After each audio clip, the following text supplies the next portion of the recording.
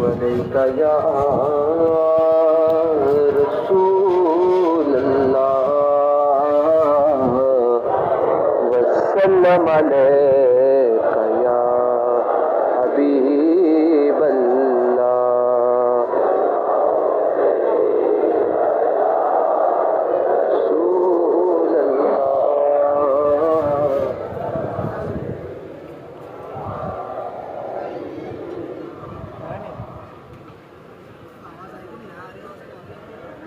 تیرے ٹکڑوں سے پلے خیر کی ٹھوکر پہ نہ ڈال جھڑکیاں کھائے کہاں چھوڑ کے صدقہ تیرا تیرے قدموں میں جو ہے غیر کا منہ کیا دیکھے کون نظروں پہ چڑھے دیکھ کے تلوا تیرا آقا کون کون نظروں پہ چڑھے دیکھ کے تلوا تیرا کہ آسماں اگر تیرے تلووں کا نظارہ کرتا روز روز ایک چاند تصدق میں اتارا کرتا چھپ گیا چاند نہ آئی تیرے دیدار کی تاب اور اگر سامنے رہتا بھی تو سجدہ کرتا آقا کون کون نظروں پہ چڑھے دیکھ کے تلوا تیرا بد سہی چور سہی مجرم و ناکارہ سہی ہے وہ کیسا ہی سہی ہے تو کریمہ تیرا ہے رضا یوں نہ بلگ تو نہیں جید تو نہ ہو سید جید ہر دہر ہے مولا تیرا دل ابس خوف سے پتا سا اڑا جاتا ہے پلہ ہلکا ہی سہی بھاری ہے بھروسہ تیرا تیری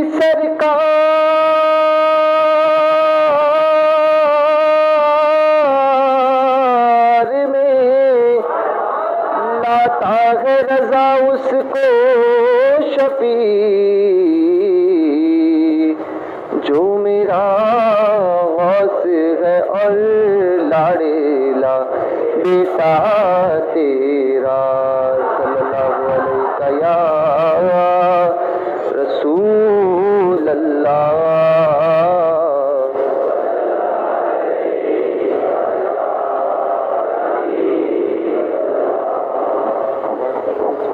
تھوڑی آپ بدلنا پڑے گا کر رہا پر کیا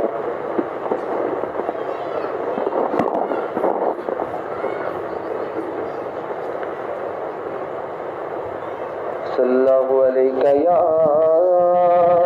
رسول اللہ وسلم علیہ یا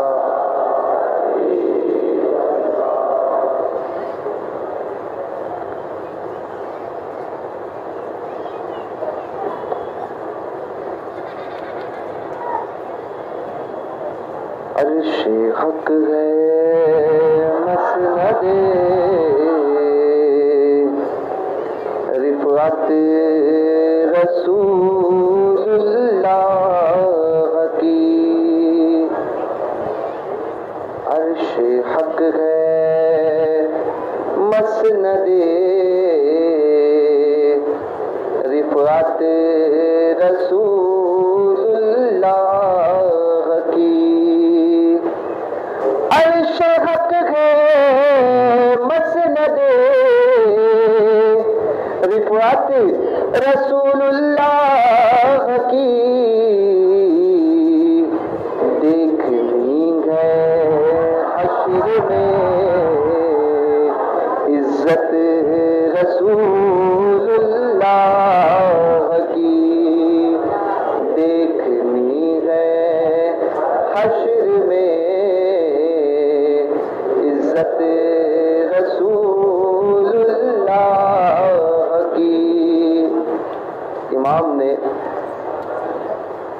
اس شعر میں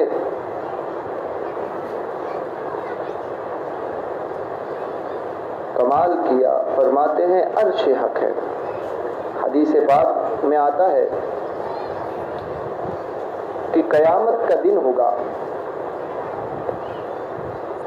اور ایک روایت کے مطابق حضور فرماتے ہیں اللہ تبارک و تعالی کہ عرش پر میں جلوہ افروز ہوں گا۔ ایک روایت کے مطابق عرش کے بازو میں حضور کی کرسی لگائی جائے گی اور اس کرسی پر میرے آقا جلوہ افروز ہوں گے۔ ایک روایت یہ ہے کہ 3 کرسیاں ہوں گی، ایک پر حضور ہوں گے، ایک پر حضرت ابراہیم خلیل اللہ علیہ السلام ہوں گے اور ایک پر سیدنا صدیق اکبر ہوں گے۔ بہرکیف حضور کو عرش حق ہے، اللہ کا عرش ہوگا اور حضور اس پہ جلوہ افروز ہوں گے۔ تو اعلیٰ حضرت کا اعتقاد دیکھیے، فرماتے ہیں عرش حق ہے۔ تصور کیجئے گا قیامت کا منظر، اور عرش کی معنویت بتاتی ہے کہ وہ سروں سے اوپر ہے، سمجھے؟ تو ہم سارے اولین آخرین اس وقت جمع ہوں گے اور کیا ہوگا؟ عرش حق ہے، اللہ کا عرش، عرش حق ہے مسند رفعت رسول اللہ کی۔ منظر کو یاد کیجئے، کیونکہ عرش سروں سے اوپر ہے، عرش نیچے نہیں ہے۔ عرش کی معنویت ہی بتاتی ہے کہ عرش سروں سے اوپر ہے، تو یہ نیچے ہے، ہم تو کیسے دیکھیں گے؟ ایسے عرش حق ہے مسند رفعت رسول اللہ کی، عرش حق ہے مسند رفعت رسول اللہ کی۔ حضور کہاں جلوہ افروز ہے؟ عرش حق ہے مسند رفعت رسول اللہ کی۔ اور اعلیٰ حضرت کا اعتقاد یہ نہیں کہ دیکھنی ہے کہ آنکھوں سے دیکھنا ہے، یہ تو یہ دیکھنی ہے اس معنی میں نہیں ہے کہ دیکھنی ہے، بلکہ اس لیے ہے کہ یہ جواب ہے بد مذہب وہابی دیوبندی کے لیے۔ آج نہیں مانتا ہے نا تو نہ مان، دیکھنی ہے حشر میں، سمجھے؟ یہ دیکھنا نہیں ہے، غیروں کے لیے ہے۔ آج تم کہتے ہو معاذ اللہ حضور کو اختیار نہیں، تو ان کے لیے ہے کہ دیکھنی ہے، یاد رکھنا ہوتا ہے نا۔ آج ہم کہتے ہیں نا کل دیکھ لینا کیا ہوگا، جو دیکھتے نہیں ہیں ہم، لیکن بعد میں ہم کہتے ہیں کسی سے جھگڑا ہوتا ہے تو کل بتاتے ہیں تجھے کل دیکھ تو کیا کرتے ہیں ہم۔ تو وہ اسی اعتبار سے کہ دیکھنی ہے حشر میں، سننی نہیں ہے، بولنی نہیں ہے، دیکھنی ہے حشر میں عزت رسول اللہ کی، دیکھنی ہے حشر میں عزت رسول اللہ کی۔ تو اعلیٰ حضرت اسی تعلق سے دیکھنی ہے۔ آج جو نہ مانے کل تو دیکھنا ہی پڑے گا۔ استاد زمن نے اسی بات کا ترجمہ کیا۔ آج سنتے ہیں کیا حدیث پاک میں ہم نے پڑھا سنا ہے نا، قیامت قائم ہوگی اور فقط اتنا سبب ہے انعقاد بزم محشر کا کہ ان کی شان محبوبی دکھائی جانے والی ہے۔ تو استاد زمن کہتے کہ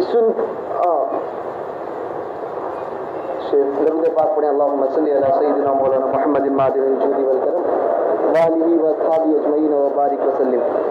آج سنتے ہیں سننے والے کل دیکھ لیں گے کہاں ہوا تیرا۔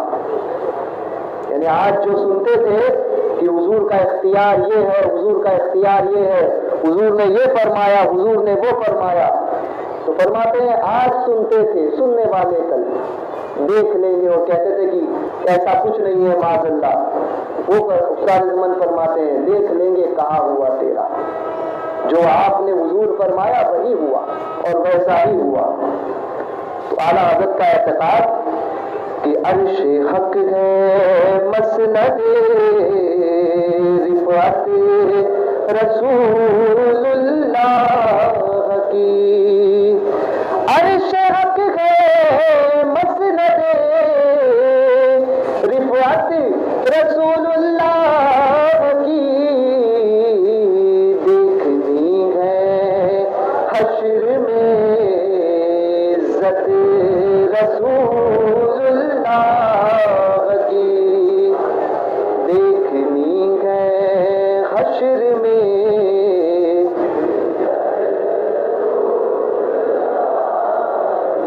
اور وہ جہنم میں گیا جو ان سے مستغنی ہوا، ہے خلیل اللہ کو حاجت رسول اللہ کی، ہے خلیل اللہ کو حاجت رسول اللہ کی۔ ہم بھکاری وہ کریم ان کا خدا ان سے فضول، اور نہ کہنا نہیں عادت رسول اللہ کی، اور نہ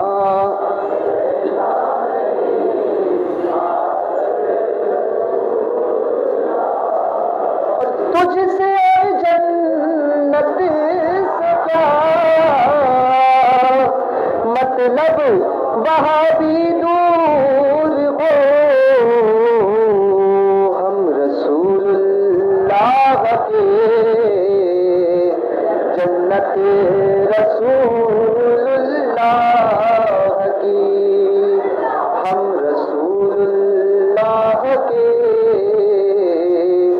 جنت۔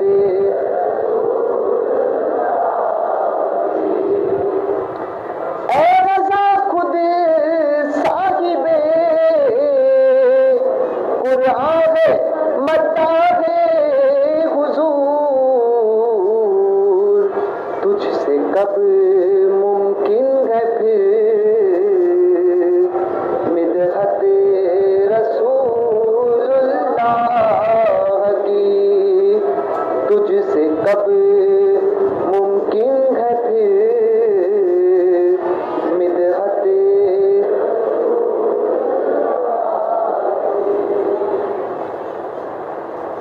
ہم یہاں پر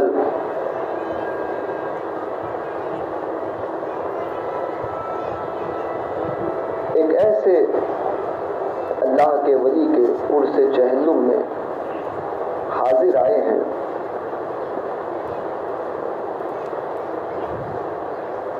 کہ جس نے ساری زندگی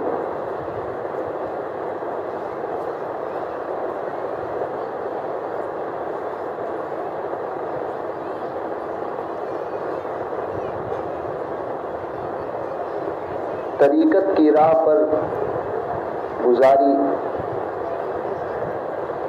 مگر شریعت کے استقامت کے ساتھ۔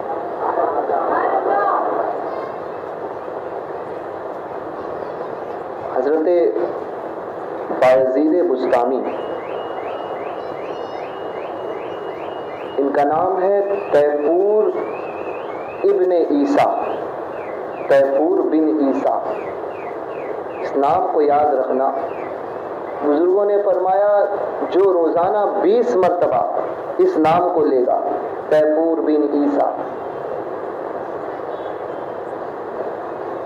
اللہ کی بارگاہ سے امید ہے کہ اس کا خاتمہ ایمان پر ہوگا۔ بایزید بسطامی بعض بزرگوں نے یہ فرمایا کہ عرش کے دو حصے ہیں، ایک حصے پر نام لکھا ہوا ہے سلطان العارفین بایزید بسطامی تیمور بن عیسیٰ شامی رضی اللہ تعالیٰ عنہ کا، اور ایک حصے پر نام لکھا ہے حضرت سلطان المحققین مخدوم شرف الدین احمد بن یحییٰ منیری رضی اللہ تعالیٰ عنہ۔ اب لوگ سوچیں گے غوث پاک، تو غوث پاک کے تعلق سے تو فیصلہ ہے کہ ہے جب عرش الہی پہلی منزل ان کے زینے کی، تو پھر کس کے سمجھ میں آئے رتبہ غوث اعظم کا۔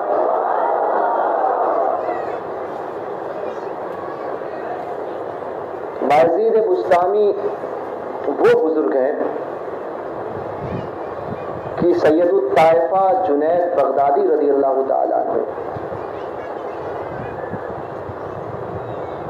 سید الطائفہ یعنی گروہ اولیاء کا سردار جنید بغدادی، یہ غوث پاک کے چھٹے دادا پیر ہیں۔ غوث پاک کے پیر و مرشد حضرت ابو سعید مبارک مخزومی رضی اللہ تعالیٰ عنہ،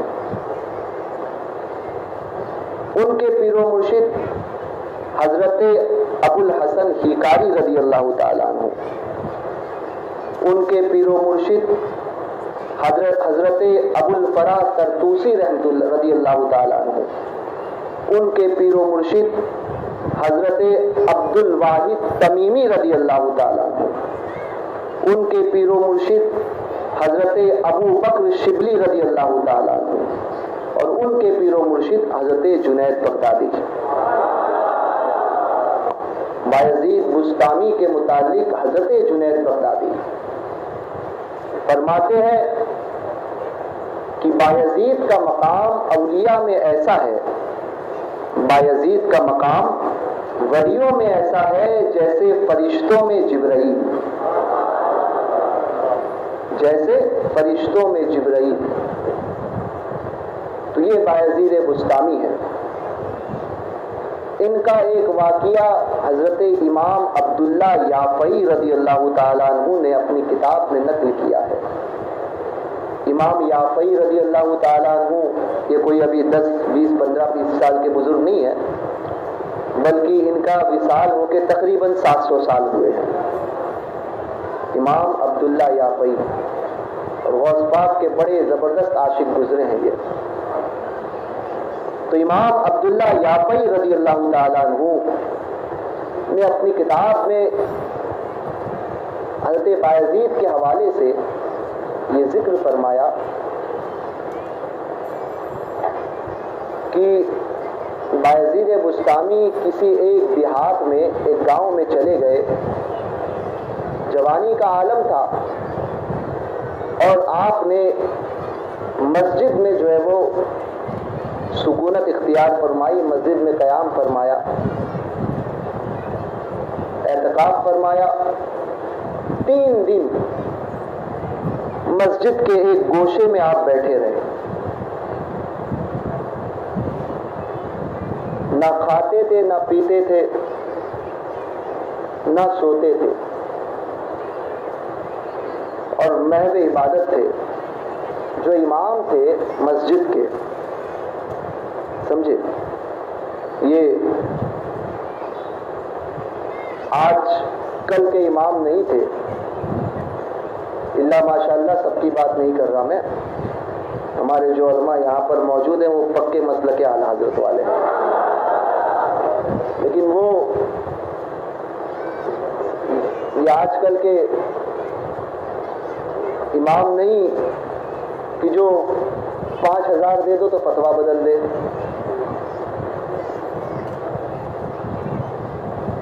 وہ اس وقت کے امام جو بایزید بسطامی کے دور کے تھے، انہوں نے دیکھا ایک شخص آیا ہوا ہے جو نہ کھاتا ہے، نہ پیتا ہے، نہ سوتا ہے، مسلسل محو عبادت ہے، اور اس کا حال یہ ہے نہ کسی سے بات کرتا ہے، نہ کسی سے سوال کرتا ہے۔ بایزید بسطامی رضی اللہ تعالیٰ عنہ से उन्होंने आखिर तीसरे दिन जाकर पूछा कि नौजवान, तुम्हारे जिस्म का, तुम्हारी जान का भी तुम पर कोई हक है। मैं देख रहा हूं कि 3 दिन से तुम यहाँ पर इबादत में हो, ना तुम कहीं खाने के लिए जाते हो, ना जरिए माश के लिए कहीं निकलते हो। तुम्हारी जान का भी तुम पर कुछ हक है, इस पर जुल्म ना करो। हज़रत बायज़ीद ने इनकी बात सुनकर ये फरमाया कि मौलाना साहब, मसला ये है कि मैं जब इस गांव में आया तो इस मस्जिद की बगल में एक यहूदी है। उस यहूदी ने मुझसे मुलाकात की और उसने कहा, क्यों आए हो? मैंने आने का सबब बताया कि मैं इबादत के लिए आया हूँ। तो उस यहूदी ने मुझसे कहा कि अगर तुम अल्लाह की इबादत के लिए आए हो तो ऐसा है कि तुम्हारा खाने पीने का जिम्मा मेरे ऊपर। बायज़ीद बुस्तामी आगे कुछ कहने ही जा रहे थे। इमाम साहब ने बगैर कोई बात सुने कह दिया, अगर उसने जिम्मा लिया है तो ठीक है, तो फिर आप इबादत कीजिए इत्मीनान से, और कोई मामला नहीं है। वो जैसे ही जाने लगे, हजरत बायज़ीद बुस्तामी ने उस इमाम का हाथ पकड़कर कहा कि इमाम साहब रुक जाइए। तो कहा, क्या बात है? कहा, पहले मुझे 3 दिन की उन नमाजों को दोहरा लेने दीजिए जो मैंने आपके पीछे पढ़ी।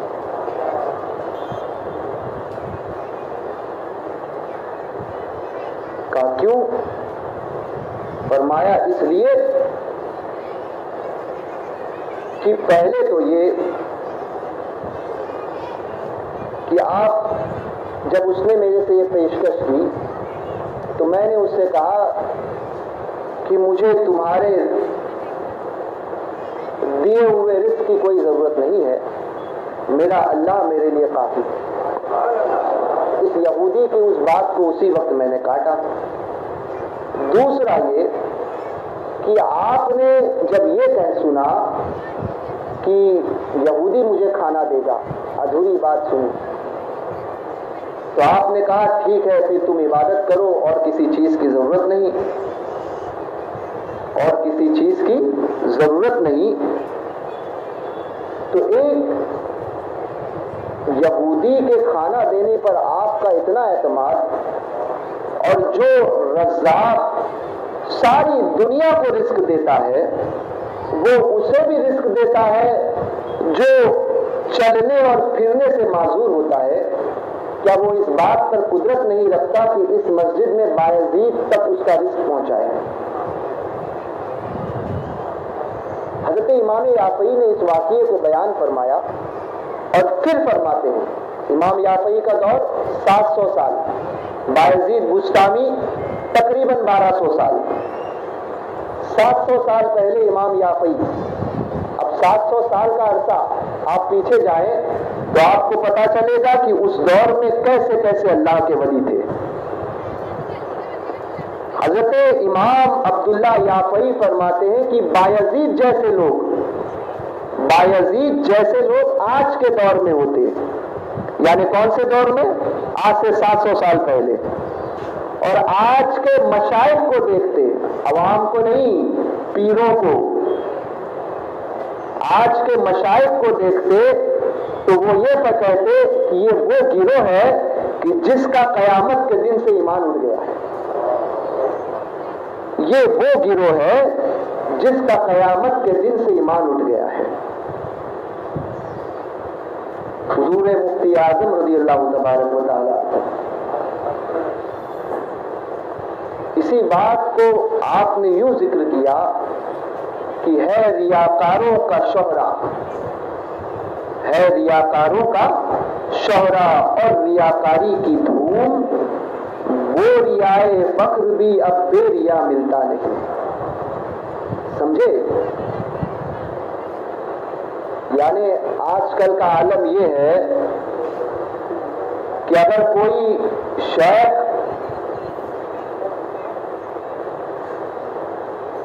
تاج کا کپڑا پہنے یا ایک گوری پر بیٹھے، ہمارے ادھر اس کو گونی کہتے ہیں،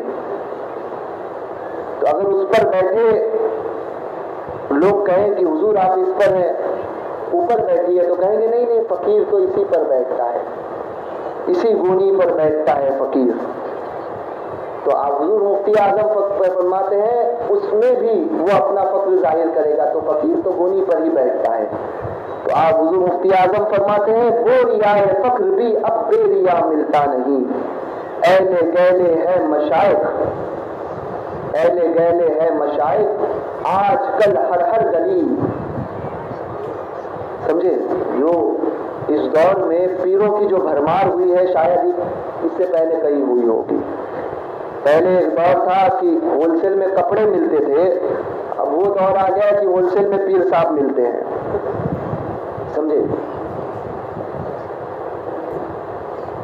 تو اتنی بھرمار ہو گئی کہ ہر گلی، بلکہ کچھ وقت کے بعد میں تو وہ حال ہوگا کہ باپ اپنے گھر میں ہی اپنے بچوں کو مرید کر لے گا، خود ہی پیر ہوں گے۔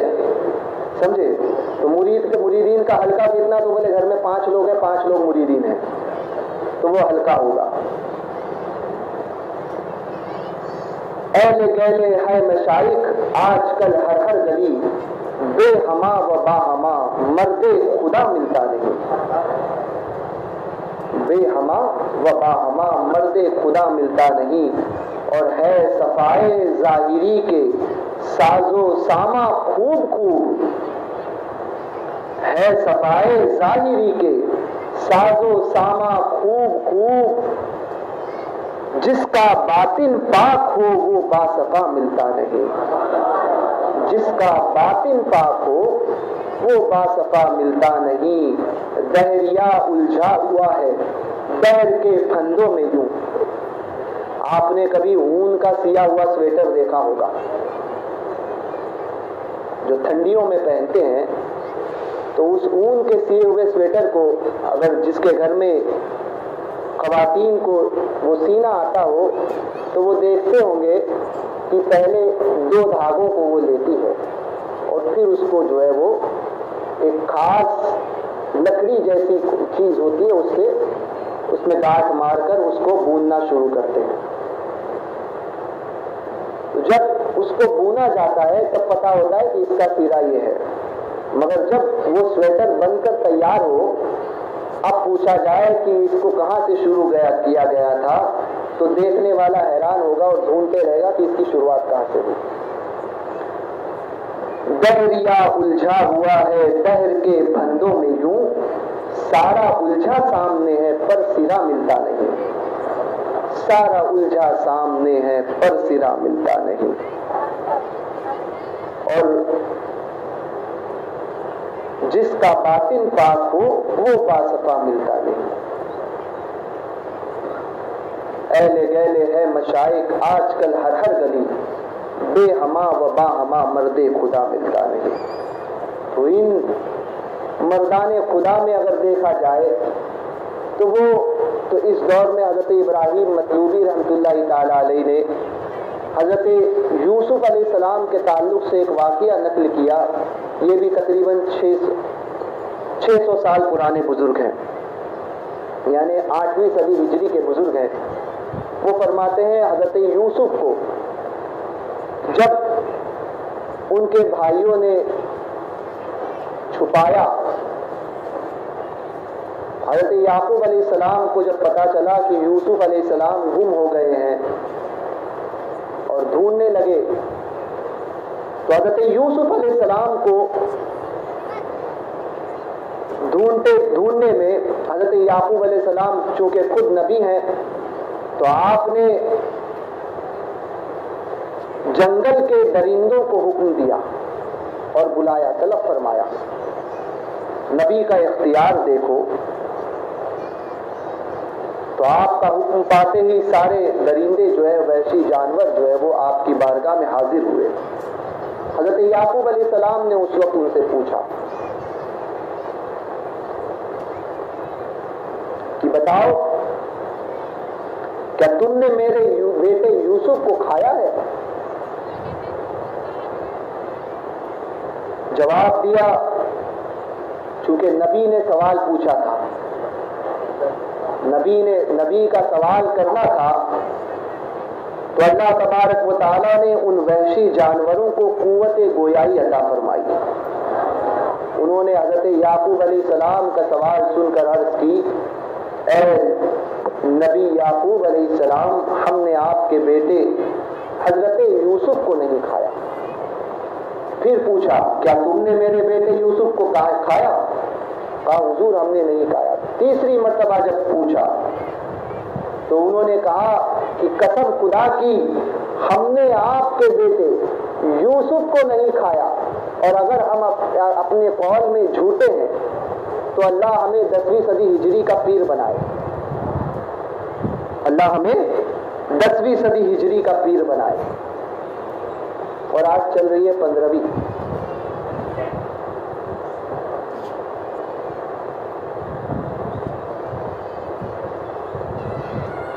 حضور اعلیٰ حضرت نے اسی لیے 100 سال پہلے، حضور نوری میاں رضی اللہ تعالیٰ عنہ، پہلے اعلیٰ حضرت کی بات کرتا ہوں، حضور اعلیٰ حضرت نے 100 سال پہلے اسی لیے فرمایا تھا، سونا جنگل رات اندھیری چھائی بدلی کالی ہے، سونے والے جاگتے رہیو چوروں کی رکھوالی ہے،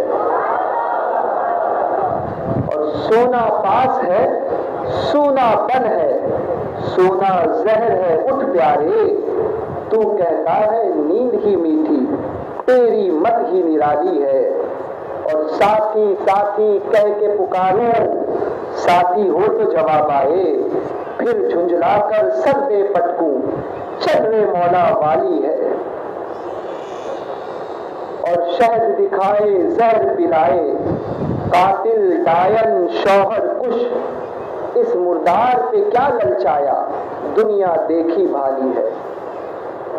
میرے سرکار اعلیٰ حضرت نے آج سے 100 سال پہلے ہمیں ان باتوں کا پتہ دے دیا، مگر قوم آج بھی اسی غفلت میں۔ حضور نوری میاں رضی اللہ تعالیٰ عنہ، یہ حضور مفتی اعظم کے پیر و مرشد، حضور مفتی اعظم کے پیر و مرشد، اعلیٰ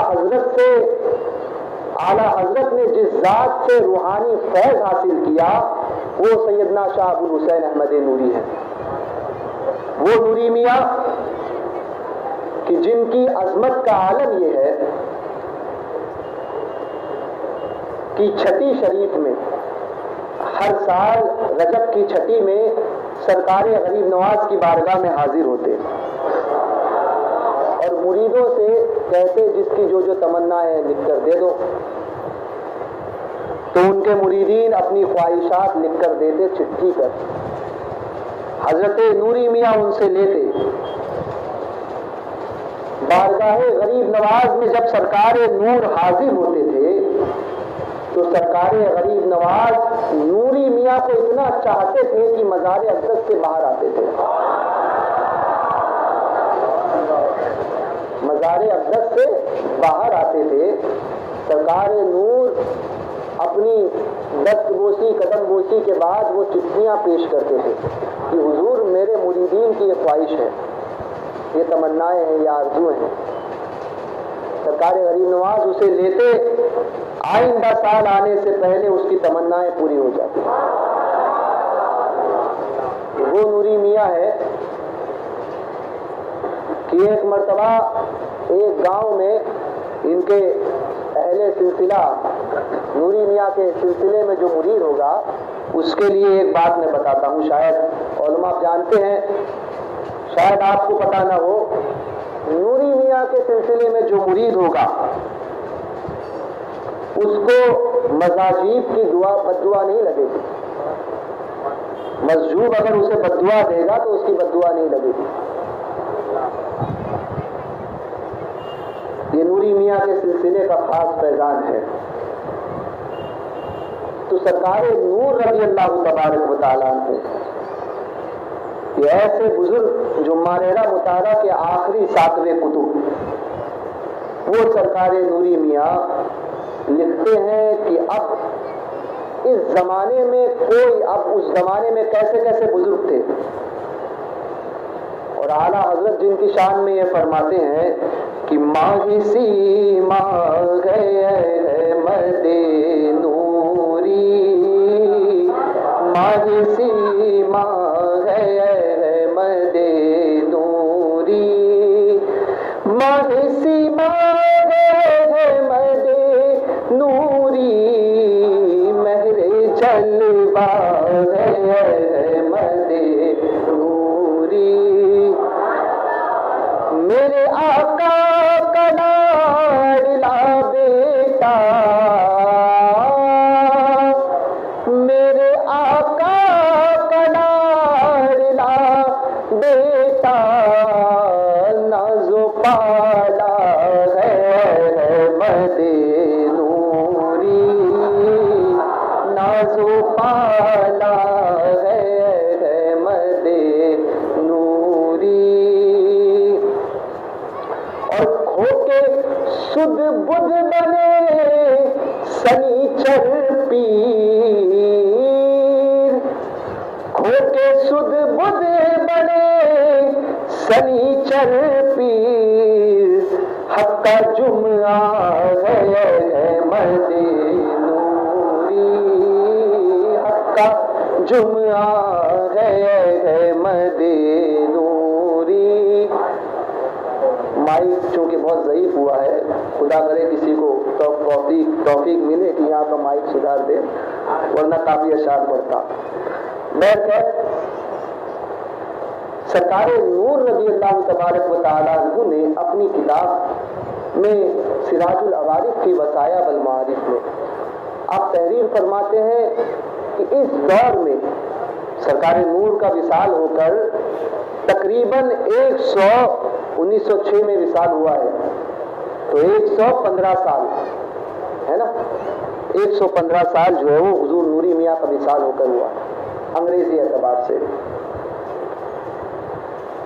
تو یعنی 125 سال پہلے اس کتاب کو سرکار نور نے لکھا، اور اس کتاب میں کیا لکھتے ہیں اب اس دور میں کوئی خلافت کا اہل نظر نہیں آتا،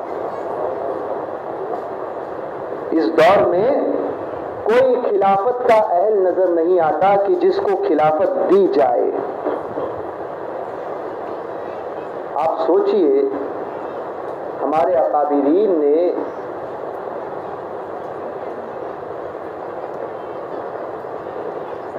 شیخ کے منصب پر فائز ہونے کے لیے جو شرائطیں پیش کی تھی،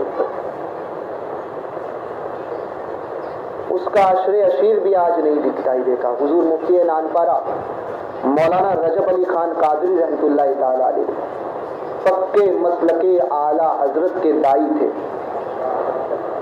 جنہوں نے انہیں دیکھا ہے وہ جانتے ہیں کہ مسلک کے معاملے میں تسلط کی دین ان کے اندر ایسا بھرا ہوا تھا کہ کبھی رعایت کسی کی نہیں کرتے تھے۔ مفتی نانپارہ فرمایا کرتے تھے، پانی پی چھان کے پیر کر پہچان کے، پانی پی چھان کے پیر کر پہچان کے۔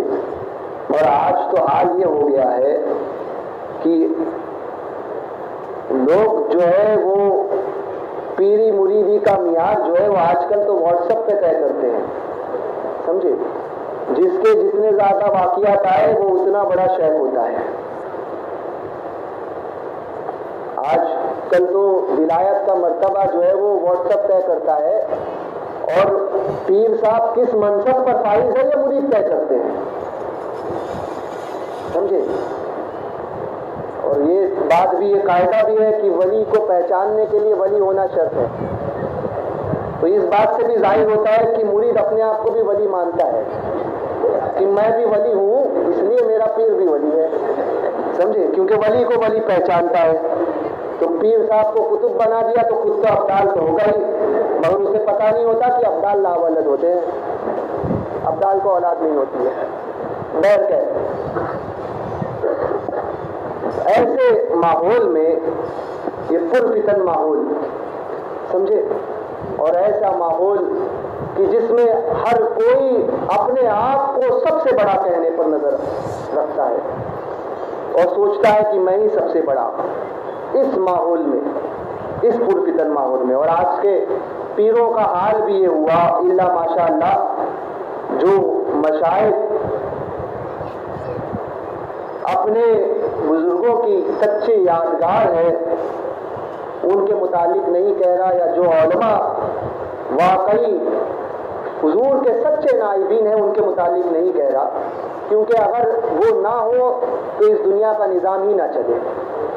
تو ہر دور میں اہل حق تو باقی رہیں گے، مگر اکثریت کا حال یہ ہو گیا ہے۔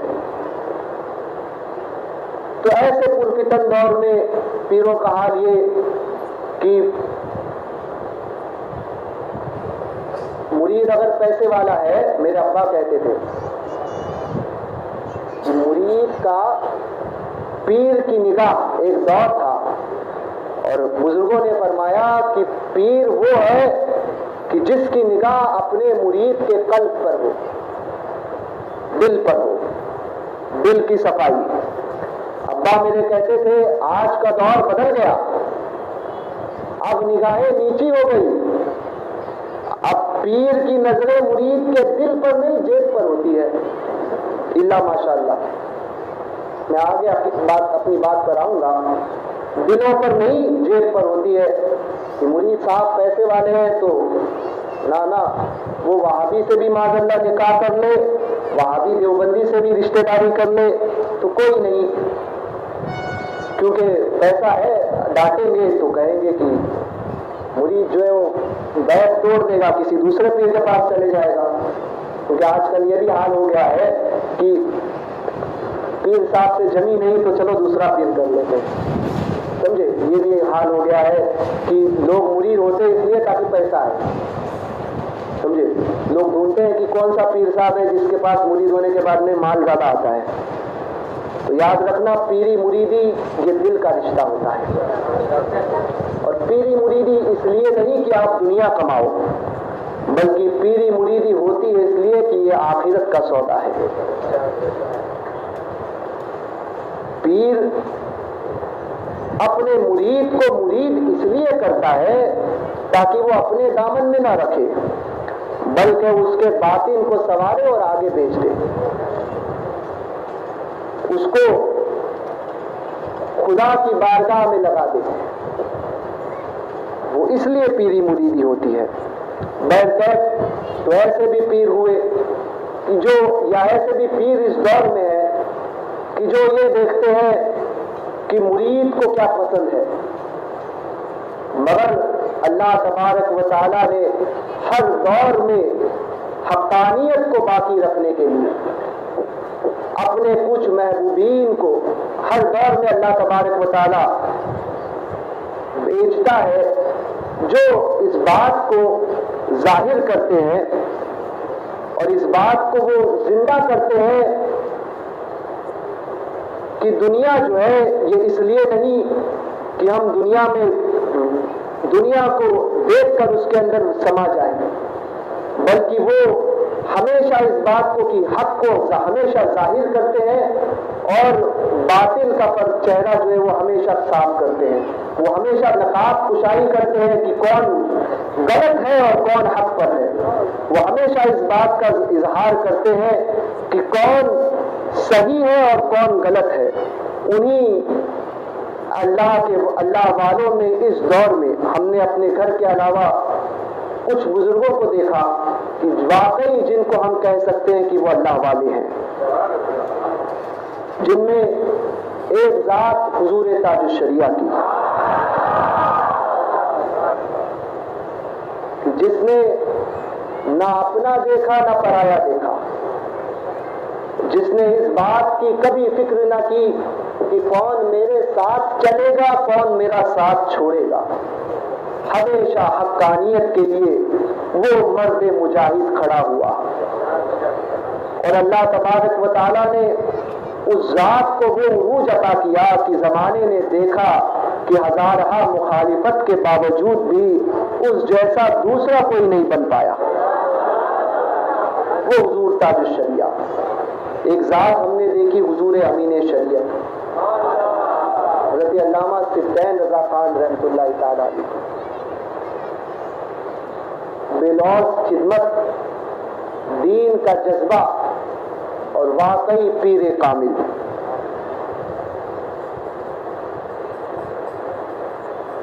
اور جس کو صوفی کہا جائے، جس کے اندر صوفی ہونے کے تمام اوصاف موجود ہو، صوفی کہلانے کے تمام اوصاف موجود ہو، اس ذات کو دیکھا تو صوفی لال محمد کی شکل میں۔ ایسے اللہ کے ولی، میری پہلی ملاقات اس بزرگ سے، سب سے پہلی ملاقات بغداد شریف کے سفر میں، فلائٹ میں میری فیملی کے ساتھ میں میری اہلیہ اور گھر کے کچھ افراد جو ہے وہ بغداد شریف جا رہے تھے۔ اتفاق یہ ہوا، اس سے پہلے صرف نام سنا تھا صوفی لال محمد، حضور مفتی اعظم کے خلیفہ ہیں کر کے۔ میری سیٹ جو تھی، اس سیٹ کے بغل کے آگے والی سیٹ میں صوفی لال محمد بیٹھے تھے۔ پہلی ملاقات، منا بھائی ہمارے جو ٹور لے کر جاتے ہیں،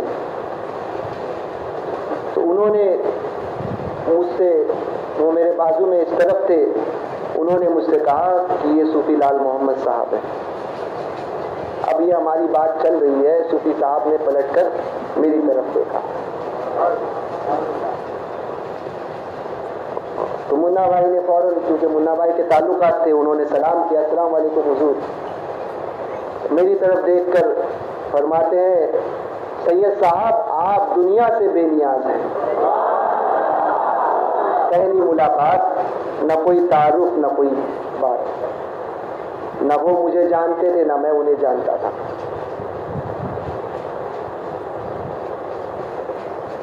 اس کے بعد میں نے بغداد شریف میں، وہ پہلی ملاقات ہوئی ہماری، میں نے بغداد شریف میں اس صوفی کو دیکھا کہ جو غوث پاک کی بارگاہ کا ادب یہ عالم تھا کہ میں نے مشکل سے انہیں 3 سے 4 مرتبہ اپنی آنکھوں سے غوث پاک کی بارگاہ میں حاضر ہوتے ہوئے دیکھا، وہ بھی مختصر سے وقت میں، سلام، نیچے نگاہیں ہوتی، سلام عرض کرتے اور نکل جاتے۔ اور وہی صوفی لال محمد غوث پاک کے دربار کے باہر 6 گھنٹہ کھڑے ہو کر جو ہے وہ وظائف پڑھتے تھے۔ 6 گھنٹہ میں نے اپنی آنکھ سے دیکھا ہے، اور نیچے گردن جھکی ہوئی۔ کبھی تو ایسا بھی ہوا کہ ہاتھ میں کوئی وظائف کی کتاب نہیں، عموماً دلائل الخیرات شریف تو پڑھتے ہی تھے، ہاتھ میں کوئی وظائف کی کتاب نہیں ہوتی تھی، ہاتھ باندھ کر یوں ہی 2 3 4 گھنٹہ جو ہے وہ غوث پاک کی بارگاہ کے سامنے، گنبد شریف کے سامنے صحن میں جو ہے وہ یوں ہی کھڑے ہوتے تھے 4 گھنٹہ۔ فلائٹ میں مغرب کا وقت ہو چکا تھا، چونکہ جب فلائٹ جانے والی تھی بغداد شریف کے لیے تو مغرب کا وقت ہو چکا تھا، تو اتفاق سے یہ ہوا کہ ہم لوگوں نے مغرب جو ہے وہ ایئرپورٹ پر جو ہے پڑھ لی تھی۔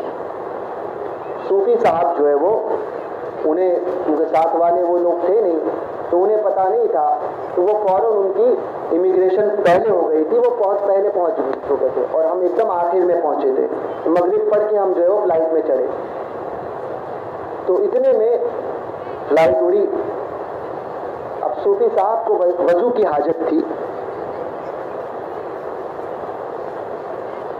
شریعت پر پابندی اس مرد قلندر کی کہ ہم نے دیکھا کہ وضو کی، کہا کہ نماز پڑھنی ہے، تو خادم سے کوئی ساتھ میں تھا، ان سے کہا کہ وہ اوپر سے میرا لوٹا دو۔ وہ پلاسٹک کا ایک لوٹا وہ نکالا گیا۔ فلائٹ میں دوسرے لوگ تھے، یہاں تک کہ ایروسٹس جو تھی وہ بھی اس لوٹے کو دیکھ کر ہنس رہی تھی۔ یعنی یہ کیسا ایک نیا شخص آیا ہے جو لوٹا لے کر چلتا ہے۔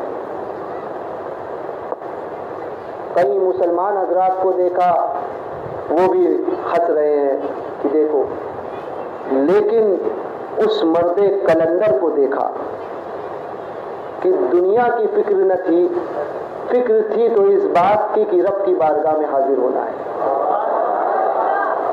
اور وضو اس کے طریقے کے اعتبار سے کرنا ہے، یہ نہیں کہ صرف جو پانی لگا دی اور نماز پڑھ دی۔ تو انہوں نے لے کر گئے، کسی کی طرف توجہ نہیں، گئے فلائٹ میں آپ نے وضو کیا، وضو کرنے کے بعد میں جب فلائٹ اڑی ہے تو پھر اطمینان سے نماز مغرب ادا کی، پھر آ کر بیٹھے۔ شریعت پر استقامت آج لوگ یہ ہوتا ہے کہ عوام ہو تو نماز پڑھ لیے، عوام نہیں ہے تو چلو ٹھیک ہے آرام کر لیتے ہیں، یہ حال ہے۔ اور بہت سو کو ہم نے دیکھا ہے، کہیں کس کے تعلق سے، مگر صوفی لال محمد صاحب رحمۃ اللہ تعالی علیہ ایسے ولی کامل کہ میں نے انہیں کبھی بھی ایسا نہیں دیکھا کہ نماز ان کی کوئی ترک ہو رہی ہو۔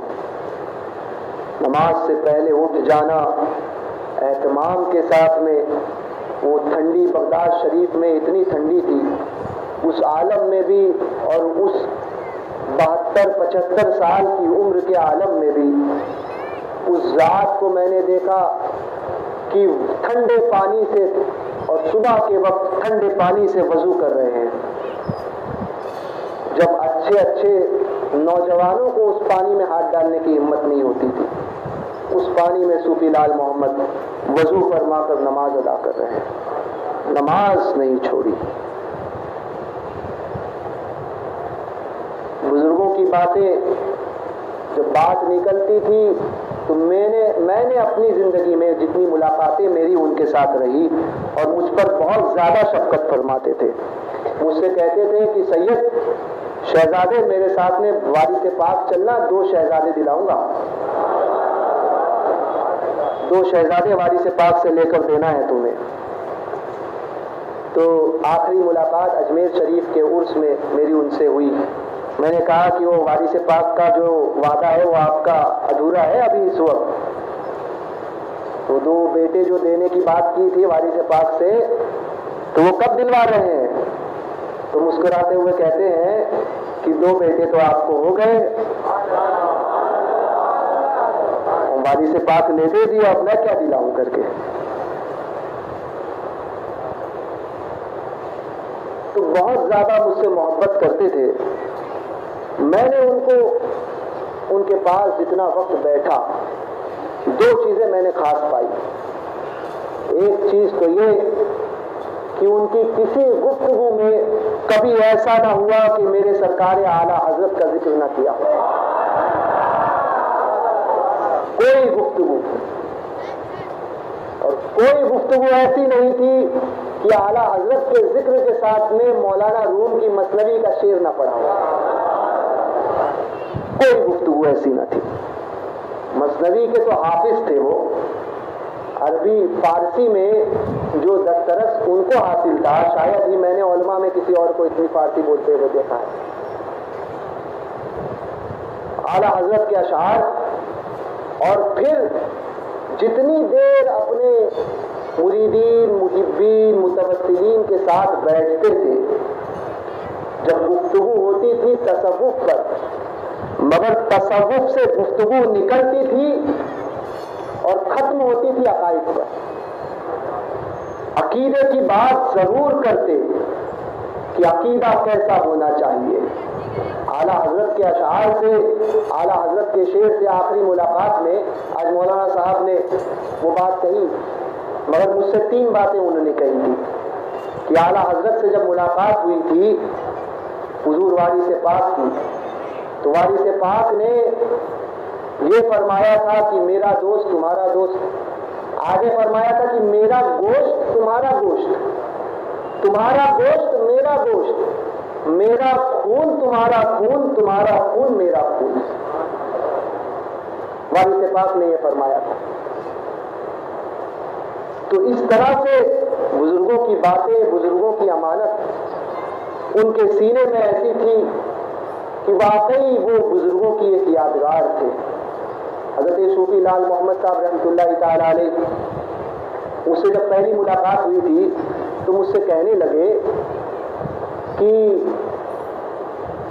میں تو اس وقت میں نے نائب رسول حضرت سیدنا شاہ سید رحمت اللہ رحمت آبادی رحمۃ اللہ تعالی علیہ کا نام نہیں سنا تھا۔ مجھ سے کہا تھا اس وقت کہ تمہارا بہت قریبی رشتہ نائب رسول کے ساتھ ہے، نائب رسول میں جانا تمہارا حصہ تمہیں ملے گا، نائب رسول کی بارگاہ میں تمہارا خاص حصہ ہے۔ اتفاق یہ ہوا کہ حالات ایسے پیدا ہوئے کہ کبھی آج تک میرا وہاں پر جانا نہیں ہوا ہے، مگر یہ فیضان ہے صوفی صاحب رحمۃ اللہ تعالی علیہ کا کہ اس کے بعد میں نائب رسول کی بارگاہ میں نے جس کو بھیجا، سرکاروں کے کرم سے اس کو شفا ضرور ہوئی ہے۔ صوفی صاحب رحمۃ اللہ تعالی علیہ کی آخری ملاقات میری اجمیر مقدس کے دلی گیٹ کے اس پہلے منزلے پر، آخری ملاقات، وہ یادگار ملاقات جس میں انہوں نے سرکار اعلیٰ حضرت اور وارث پاک کے تعلق سے جو باتیں مجھ سے کہی، اس کے بعد میں کہنے لگے کہ یاد رکھنا کہ تمام چیزوں میں سب سے اہم چیز ہے ادب۔ کہتے ہیں صوفی صاحب نے فرمایا کہ ادب وہ چیز ہے کہ انسان اسی ادب کی وجہ سے کہاں سے کہاں پہنچتا ہے۔ فرمایا کہ ہمارے بزرگوں نے، ہمارے ابا بھی اس بات کو کہتے تھے کہ بزرگوں کا عالم پہلے یہ تھا، آج یہ ہوتا ہے کہ جب بزرگان دین ہمارے مشائخ جب جوتیاں اتارتے ہیں تو لوگ اس کو سینے پہ تو رکھتے ہیں، لیکن کبھی ایسا ہوتا ہے کہ جوتیاں وہاں رکھی ہوتی ہے اور لوگ آگے آگے اس کے بیٹھتے ہیں۔ تو یہ بزرگوں نے فرمایا کہ یہ بھی بزرگ کی بارگاہ کی بے ادبی ہے کہ اپنے مشائخ کی جوتی کے آگے بیٹھا جائے یا اپنے مشائخ کی جوتی کے آگے سے جایا جائے۔ پھر کہنے لگے کہ اثار میں، محبت میں، حضور پر جان فدا کرنے میں سارے صحابی ایک سے بڑھ کر ایک ہیں، اور سرکار کے صحابہ میں حضور پر جان نچھاور کرنے میں کسی کا کوئی مقابلہ نہیں ہے۔ مگر کیا وجہ ہے کہ سیدنا صدیق اکبر سب پہ سبقت لے گئے۔ ابو بکر صدیق، یہاں پر صوفی صاحب عقیدہ بھی دے رہے ہیں کہ دمادم مست کلندر ابو بکر کا پہلا نمبر، یہ عقیدہ بھی پلا رہے ہیں۔ تو کیا وجہ ہے کہ سیدنا صدیق اکبر رضی اللہ تبارک و تعالیٰ عنہ سب پر سبقت لے گئے، جبکہ سرکار پر جان نثار کرنے میں ہر صحابی اپنے آپ میں بے مثال ہے۔ تو اس کے بعد فرمانے لگے کہ یہ ٹیوب لائٹ دیکھتے ہیں؟ میں نے کہا جی۔ کہا کہ شہزادے اس ٹیوب لائٹ کی دیکھو، اس کا کوئی سایہ گرتا ہے؟ پھر حاضرین سے پوچھا کہ تم بتاؤ اس ٹیوب لائٹ کا کوئی سایہ ہے؟ تو کہا نہیں۔ پھر کہا کہ اس مادی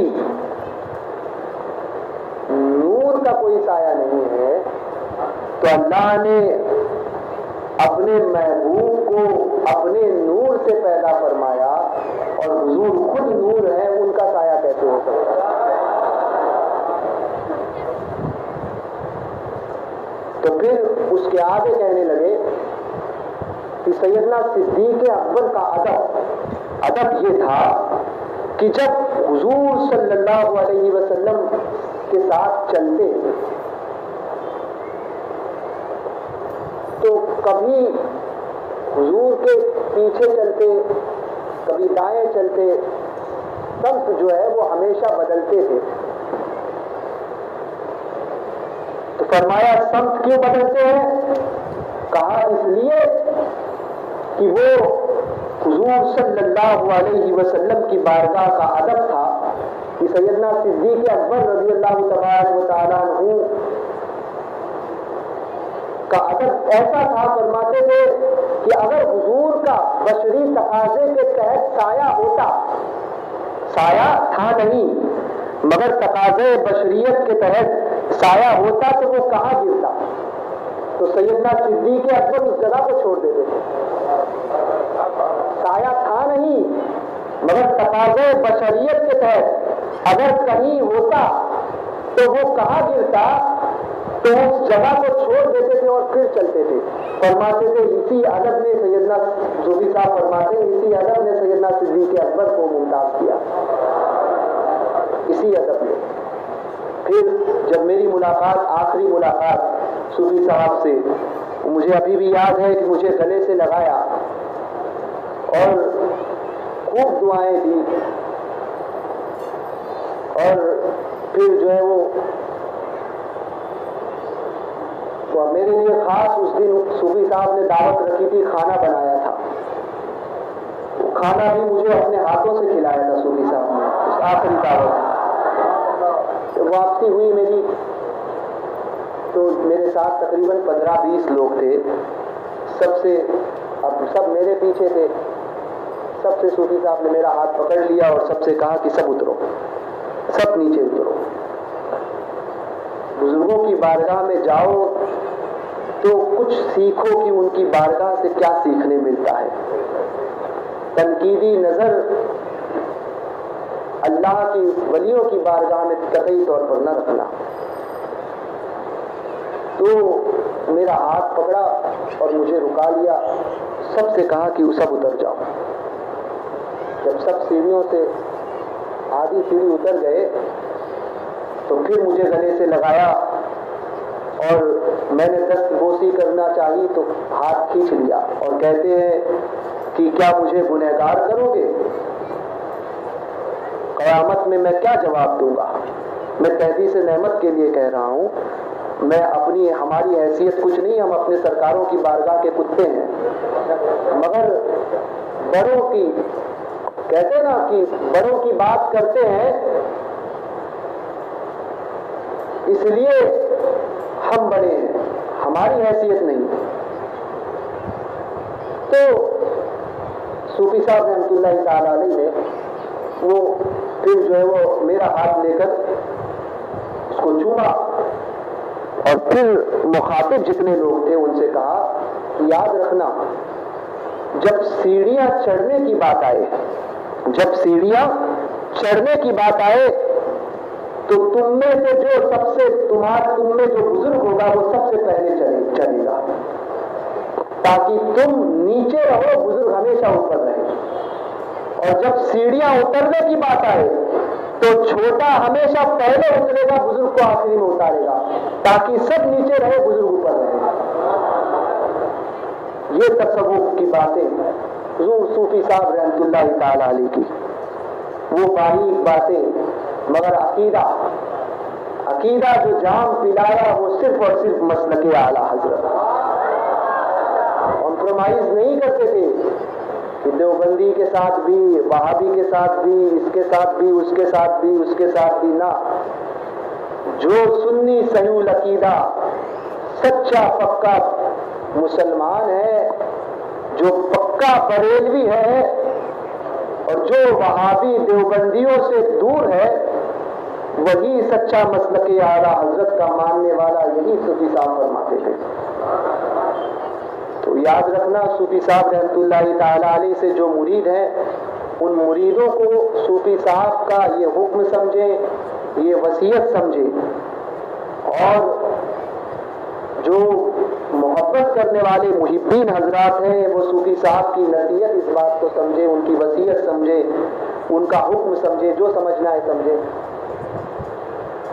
کہ مسلک اعلیٰ حضرت پر ہمیشہ مضبوطی سے قائم رہنا۔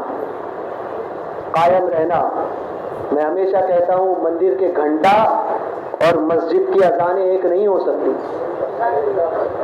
اسی طرح سے وہابی دیوبندی کبھی ایک نہیں ہو سکتا، وہابی دیوبندی اور سنی کبھی ایک نہیں ہو سکتا، سمجھے؟ حق اور باطل کبھی ایک نہیں ہو سکتے۔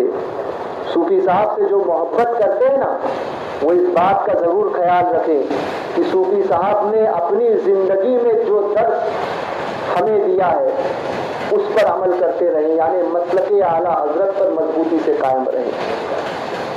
صوفی صاحب کی بارگاہ میں خراج عقیدت اگر آپ کو پیش کرنا ہے تو یاد رکھنا وہابی کی نہ امامت قبول ہے، نہ اس کی قیادت قبول ہے، نہ اس کی رشتہ داری قبول ہے، سمجھے؟ کچھ لوگ ایسے ہوتے ہیں جو امامت قبول نہیں ہوتی ہے کہتے ہیں اور پیچھے پڑتے بھی نہیں ہیں، قیادت قبول نہیں ہے کہتے ہیں اور جاتے بھی نہیں ہیں، مگر رشتہ داری قبول ہے ضرور کہتے ہیں۔ تو وہابی دیوبندی سے رشتہ داری یہ صلح کلیت کی پہلی سیڑھی ہے۔ ایک بات یاد رکھنا کہ ماں کو اگر چوراہے پر کوئی گالی دے دے، طوائف کہہ دے، میں اس لفظ کا استعمال نہیں کرنا چاہتا، اور کسی کی ماں کو کوئی طوائف کہہ دے اور پھر تم اس کو جانتے ہو اور پھر صبح آپ کے دروازے پر آئے اور کہے کہ ذرا چلیے نا ہمارے گھر سے دعوت ہے، تو آپ کھانا کھانے جاؤ گے؟ اپنے دل پر ہاتھ رکھ کے بات کرو۔ ماں کو سر عام کوئی ذلیل کرے، باپ کو سر عام کوئی گالیاں دے اور پھر آ کر کہے کہ میرے بیٹے کے ساتھ میں رشتہ کر دو، تو کیا آپ رشتہ کرو گے؟ بھوریوں کو جانتے ہو نا آپ کے صورت میں تو ہے بھوری، ہے نا؟ ہاں، ان کی الگ پہچان ہوتی ہے، اس کا جو ابھی جو ان کا پیشوا گزرا ہے اس کا نام تھا برہان الدین، آگے لکھا ہوا رہتا تھا T.U.S اور کبھی کبھی لکھا ہوا تھا TUS ٹس۔ تو اس کی ترجمانی ہم نے یوں کی کہ یہ بھوریوں کا برہان الدین تھا جو تمام الوؤں کا سردار، سمجھے؟ تمام الوؤں کا سردار، تو وہ برہان الدین۔ تو بتاؤ اس بھوری جماعت یہ بھی کلمہ گو ہے، کلمہ پڑھتی ہے نا؟ کوئی بھوری اپنی بچی کی شادی کسی سنی کے گھر میں آ کر رشتہ کرے تو آپ رشتہ کرو گے؟ یا کہے کہ میری بیٹے کے لیے آپ بیٹی دے دو تو آپ کو دے دو گے؟ تو جب بھوری جو ہے یہ کافر و مرتد ہے تو وہابی تو اس سے بھی بدتر ہے، اسی کا بھائی ہے، اسی کے ساتھ میں جہنم میں جائے گا۔ تو وہابی کے ساتھ میں رشتہ داری، دیوبندیوں کے ساتھ میں رشتہ داری کرتے وقت آپ یہ کیوں نہیں سوچتے؟ ماں باپ کو گالی جو دیتا ہے اس کے ساتھ میں رعایت کا عالم، اس کے ساتھ میں تشدد کا عالم یہ ہوتا ہے کہ کہتے ہیں اپنی اولاد کو سکھاتے ہو کہ کبھی اس کے ساتھ میں رشتہ داری نہ کرنا، اس نے میرے باپ کو گالی دی تھی، پشتینی طور پر دشمنی چلاتے ہو۔ اور جہاں بات آتی ہے حضور کی محبت کی تو وہاں پر یہ ہیلے اور یہ بہانے ہوتے ہیں کہ چلتا ہے، سب چلتا ہے حضور کی محبت، ہم بھی تو وہ وہابی ہے تو کیا ہوا، ہمارے سامنے گستاخی نہیں کی، رشتہ داری کریں گے، یہ کریں گے، وہ کریں گے۔ تو یاد رکھنا آج لے ان کی پناہ، آج مدد مانگ ان سے، پھر نہ مانیں گے قیامت میں اگر مان گیا، پھر نہ مانیں گے قیامت میں اگر مان گیا۔ ہمارے بزرگوں نے ہمیں یہی درس دیا ہے، وہ حضور تاج الشریعہ ہو، اشرف الفقہا ہو، صوفی لال محمد صاحب رحمۃ اللہ تعالی علیہ ہو، درس یہی کہ نبی سے جو ہو بیگانہ اسے دل سے جدا کر دے، پدر مادر برادر مانو جہاں ان پر فدا کر دے۔ اس بات کو گاٹھ باندھ دیجیے، گاٹھ باندھیے۔ ماں باپ بھی اگر سختی کریں اس مسئلے میں، عقیدے کے مسئلے میں، تو والدین کو چھوڑ دو، عقیدہ نہ چھوڑنا۔ سمجھ گئے؟ شریعت کے معاملے میں والدین کی اطاعت نہیں کی جائے گی کہ اگر خلاف شرع کوئی حکم والدین دے تو یہ نہیں کہ ماں باپ ہے اس لیے سن لیا جائے، نہ، اسی حکم کو مانا جائے گا والدین کے بھی جو حکم اللہ اس کے رسول کے حکم کے مطابق ہو، جو شریعت سے نہ ٹکراتا ہو۔ اگر حکم شریعت سے ٹکرائے تو والدین ہو یا پیر صاحب ہو، وہ پیر نہیں پھر پیر صاحب ہو جائیں گے، کیونکہ پیر اور پیر دونوں ایک ہی طرح سے لکھا جاتا ہے، سمجھے؟ تو جو یہ کہے کہ دیوبندی کے ساتھ میں بھی اور وہابی کے ساتھ میں بھی اور اس کے ساتھ میں بھی کہ جماعت غیر اسلامی کے ساتھ میں بھی سب چلتا ہے، دور ایسا ہے، دور ایسا ہے، تو یاد رکھنا وہ بھی جہنم کے کتوں میں سے ایک کتا ہی ہوگا، سمجھے؟ اس لیے سنی صحیح العقیدہ آپ کسی بھی سلسلے سے مرید ہو، بشرطے کہ وہ سلسلہ صحیح ہو اور عقیدے کے معاملے میں کوئی کمپرومائز نہ ہو، سمجھے؟ آپ کسی بھی سلسلے سے مرید ہو جاؤ، اس سے کوئی فرق نہیں پڑتا، مگر عقیدے میں کبھی کوئی کمپرومائز نہیں کرنا، عقیدے کے معاملات میں کبھی کوئی کمپرومائز یہ نہیں کہ بد مذہبوں کے ساتھ میں کھانا ہو گیا، پینا ہو گیا، ان کے ساتھ میں شادی بیاہ ہو گئی، ان کے ساتھ میں اٹھنا بیٹھنا ہو گیا تو لوگ سمجھتے ہیں آج وقت کی ضرورت ہے۔ یاد رکھنا آج جس کو تم وقت کی ضرورت سمجھتے ہو کل یہی تمہارے لیے عذاب کا باعث بنے گا، یہی عذر تمہارے لیے عذاب کا باعث بنے گا۔ تو آج لے ان کی پناہ، آج مدد مانگ ان سے، پھر نہ مانیں گے قیامت میں اگر مان گیا۔ اور سنی تو ایسا ہونا چاہیے، میں کہتا ہوں ٹناٹن ہو، سمجھے؟ ٹناٹن ہو، اور وہابیوں دیوبندیوں کے معاملے میں KKS ہو، بخار ہو، عقیدے کے معاملے میں ٹناٹن ہو، سمجھے؟ PPS تو کبھی مت بننا، پلپلا، سمجھے؟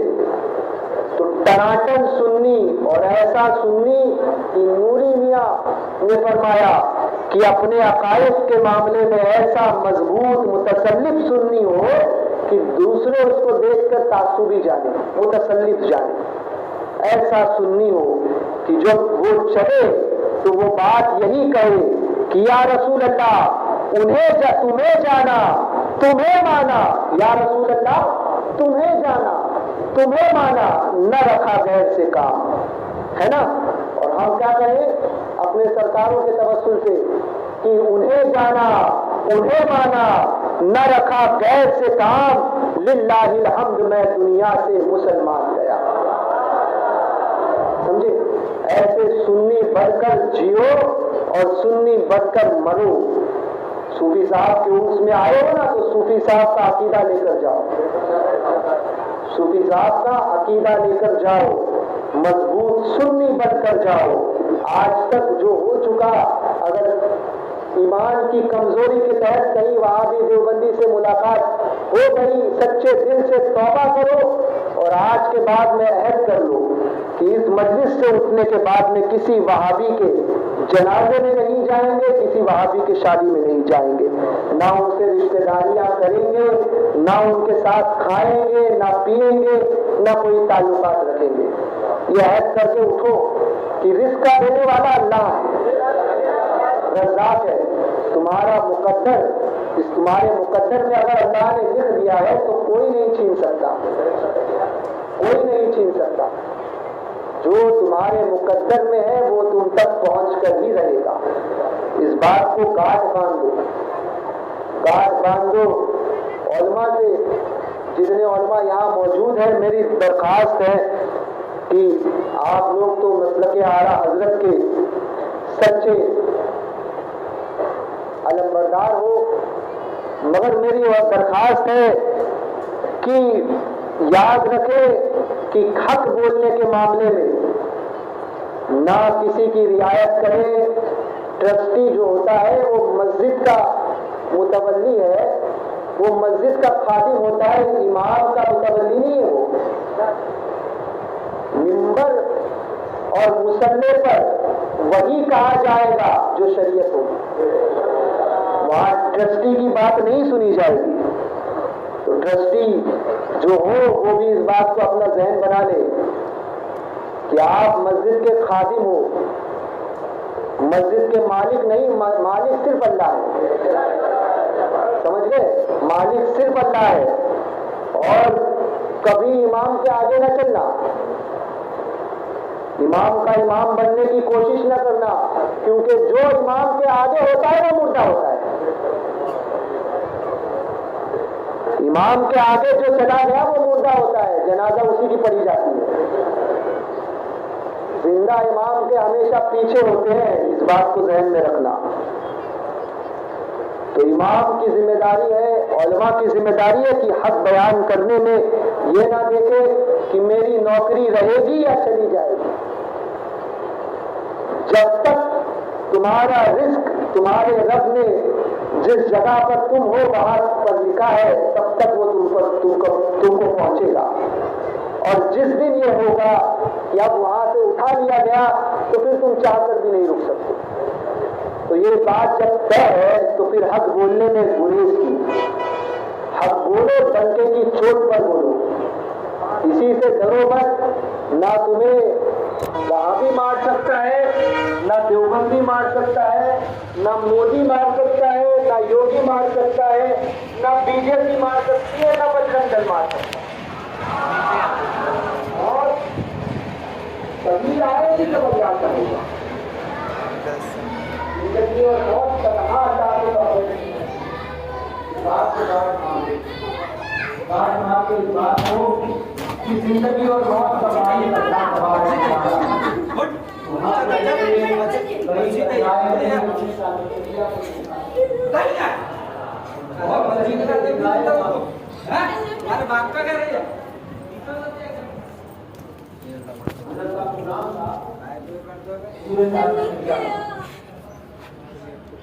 ممبئی کے اندر آئے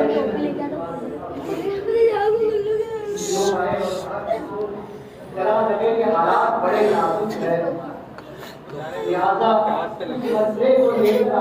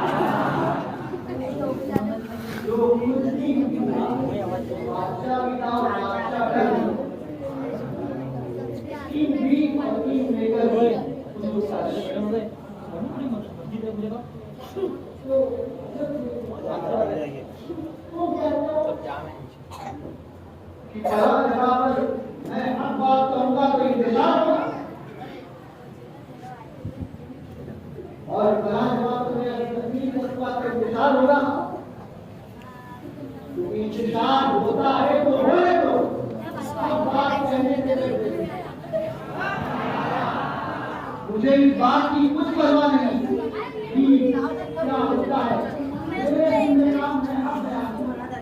اگر مجھ سے پوچھا جائے گا تو میں ضرور بیان کروں گا اور حق بیان کروں گا. حضور تاج الشریعہ کے الفاظ تھے، انتشار کی وجہ سے میں حق بولنا چھوڑ دوں، میرا کام ہے حق بیان کرنا۔ حضور تاج الشریعہ نے یہی پیغام دیا، اور زندگی میں میں نے دیکھا ہے جب تک حضرت کے پاس جتنی ساعتیں مجھے رہنے کا موقع ملا کہ احقاق حق میں حضور تاج الشریعہ کبھی پیچھے نہیں۔ تاج الشریعہ کے ماننے والے ہو، اسے عقیدت رکھتے ہو، ان کے چاہنے والے ہو تو تاج الشریعہ کی زندگی کا یہ پہلو ضرور اپناؤ کہ حق بات کو اپنانے میں اور حق بات کہنے میں کبھی کسی کا خیال نہ کرنا کہ سید صاحب کو خراب لگے گا، مولانا صاحب کو خراب لگے گا، پیر صاحب کو خراب لگے گا، حضرت صاحب کو خراب لگے گا، نہ عوام کو خراب لگے گا، مریدین کو خراب لگے گا، نہ جس کو خراب لگنا ہے لگ جائے، ہمیں راضی کرنا ہے اللہ اس کے رسول کو۔ صوفی صاحب رحمۃ اللہ تعالیٰ علیہ کی زندگی کا یہی درس، ان کی زندگی کو جتنا میں نے دیکھا، ہر وقت ان کو اپنی آخرت کی فکر اور اس بات کی فکر کہ اللہ اس کا رسول مجھ سے کیسے راضی ہو جائے، اور رضائے الہی کے لیے ان کا ہر کام۔ اس صوفی باصفہ کو میں نے جتنا جانا ہے، بہت کم شاید یہ علماء جانتے ہیں، قریب رہنے والے حضرات میں سے ہیں یا جو قریب تھے صوفی صاحب کے، وہ جانتے ہیں کہ بہت کم سٹیج پر جایا کرتے تھے، شاید ہی کبھی ممبر پر وہ بیٹھتے ہو، بہت کم، یعنی اسٹیج پروگرام ان کی زندگی میں اگر دیکھو گے تو بہت کم ملے گا آپ کو۔ اپنے علاقوں میں کہیں کر لیے، دور دراز میں تو شاید ہی کہیں کرتے ہو یا اسٹیج پر پہنچتے ہو۔ تو کیا وجہ تھی کہ یہ وہ بات جانتے تھے، واقعی صوفی ایسا ہوتا ہے کہ کہیں اس ممبر کا نشہ دماغ پر نہ چل جائے۔ تقریر مجھے نہیں لگتا کہیں کرتے ہو، میں نے تو نہیں دیکھا ہے، آپ جانتے ہو کہیں شاید کہیں کچھ نصیحت کر لی تو کر لی ہو، مگر عموماً جو ہے وہ محفلوں میں، نجی محفلوں میں گفتگو فرماتے تھے، لیکن اس طرح سے مساجد میں، ممبروں پر، اسٹیج پر کوئی تقریر شاید نہیں کرتے ہو۔ تو صوفی صاحب رحمۃ اللہ تعالیٰ علیہ کی زندگی سے میں نے یہ سیکھا، اور میں نے اپنے بزرگوں سے سنا ہے، اللہ تبارک و تعالیٰ، میں دعا جب سے میں نے اس بات کو اپنے بزرگوں سے سنا اور صوفی صاحب کی زندگی میں دیکھا، میں پناہ مانگتا ہوں اللہ تبارک و تعالیٰ کی کہ اللہ تبارک و تعالیٰ اپنے امان میں ہم سب کو رکھے۔ میں نے اپنے بزرگوں سے سنا کہ جس کو اللہ تبارک و تعالیٰ قوت گویائی عطا کرتا ہے، اللہ کی خفیہ تدبیر سے بچنا چاہیے اور اللہ ہمیں محفوظ رکھے۔ جس کو قوت گویائی عطا ہوتی ہے، قوت عمل اس سے سلب کر دیا۔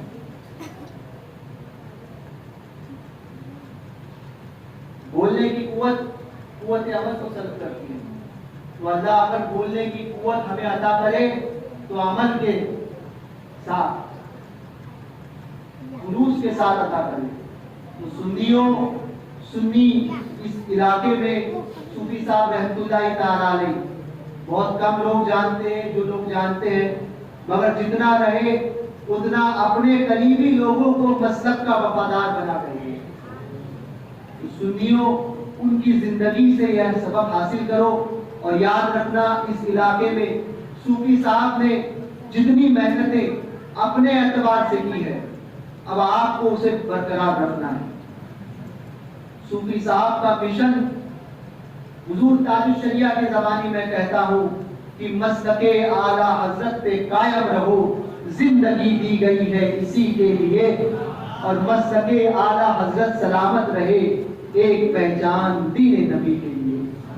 دوران گفتگو اگر مجھ سے کوئی ایسی بات سرزد ہوئی ہو کہ جس پر شریعت کی پکڑ ہو، دانشتہ نادانشتہ طور پر میں ان مقدس علماء کی جماعت کی موجودگی میں، حاضرین مجلس کی موجودگی میں، ان تمام باتوں سے، جو باتیں اگر دوران گفتگو خلاف شرع مجھ سے نکلی ہو، ان باتوں سے میں توبہ کرتا ہوں، رجوع کرتا ہوں استغفراللہ ربی من کل ذنب واتوب الیہ لا الہ الا اللہ محمد رسول اللہ صلی اللہ علیہ وسلم.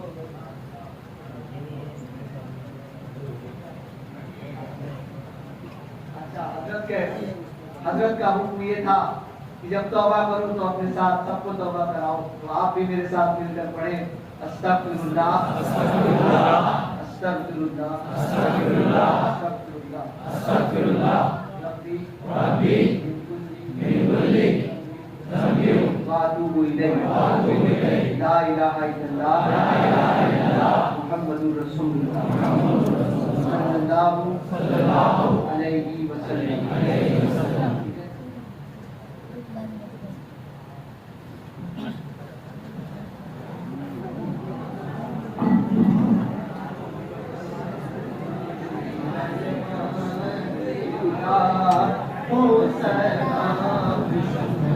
حسین